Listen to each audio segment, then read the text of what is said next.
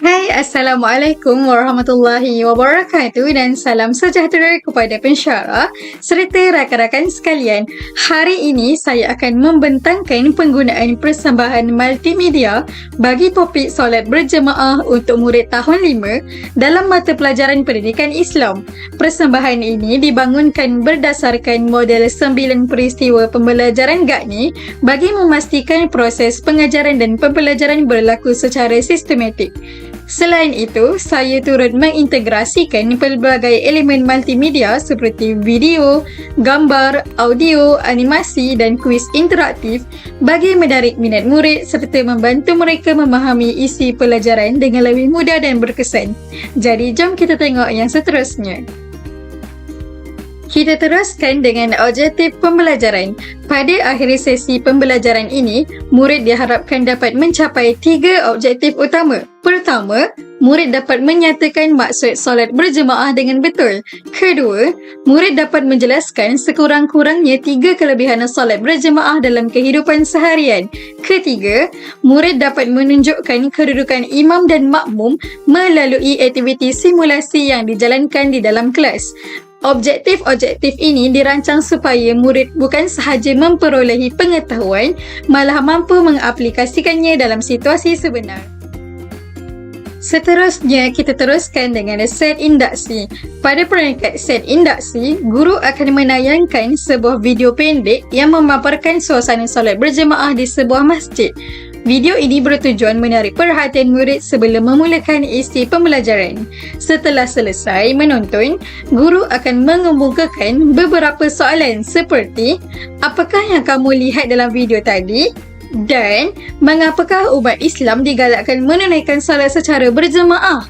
Soalan-soalan ini bertujuan mengaktifkan pengetahuan sedia ada murid serta menggalakkan mereka berfikir sebelum guru menerangkan isi pelajaran yang sebenar. Maksud solat berjemaah. Seterusnya, guru akan menerangkan maksud solat berjemaah menggunakan definisi yang dipaparkan pada slide serta gambar imam dan makmum. Solat berjemaah ialah solat yang dilakukan oleh 2 orang atau lebih dengan seorang menjadi imam dan yang lain menjadi makmum. Guru akan menerangkan peranan imam sebagai pemimpin solat, manakala makmum pula mengikuti setiap pergerakan imam. Penggunaan gambar membantu murid membayangkan situasi sebenar dan menjadikan penerangan lebih mudah difahami. Dalil dan hukum. Bagi mengukuhkan kefahaman murid, guru akan memperkenalkan dalil berkaitan solat berjemaah.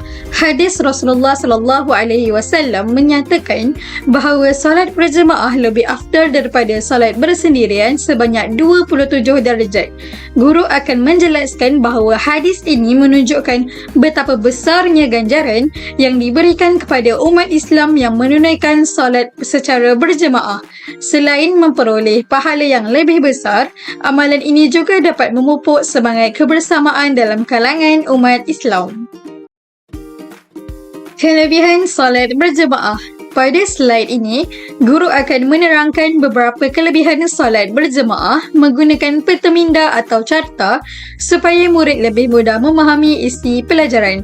Antara kelebihannya ialah memperolehi pahala yang lebih banyak, mengeratkan ukhuwah sesama Muslim, memupuk disiplin kerana solat dilakukan mengikut imam, serta menyatukan masyarakat tanpa mengira usia, pangkat dan latar belakang.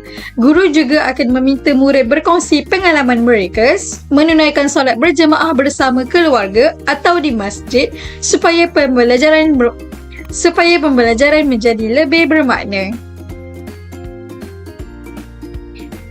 Kedudukan imam dan makmum.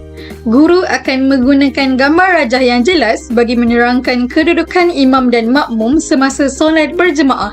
Selain itu, animasi akan digunakan untuk menunjukkan bagaimana susunan saf dibentuk secara berperingkat. Guru turut menerangkan perbezaan kedudukan makmum lelaki dan makmum perempuan mengikut situasi tertentu. Penggunaan gambar rajah dan animasi membantu murid memahami konsep dengan lebih jelas berbanding penerangan secara lisan sahaja. Aktiviti interaktif.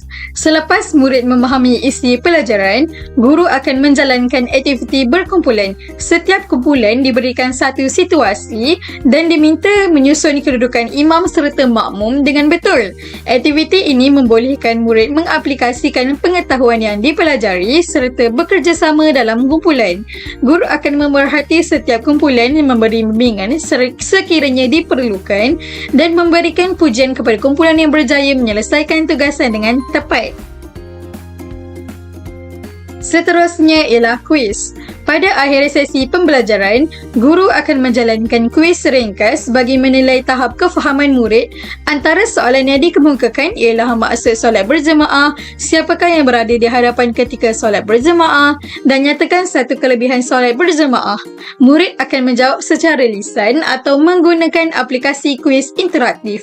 Guru akan memberikan maklum balas secara serta-merta supaya murid dapat mengetahui jawapan yang betul dan memperbaiki sebarang kesilapan.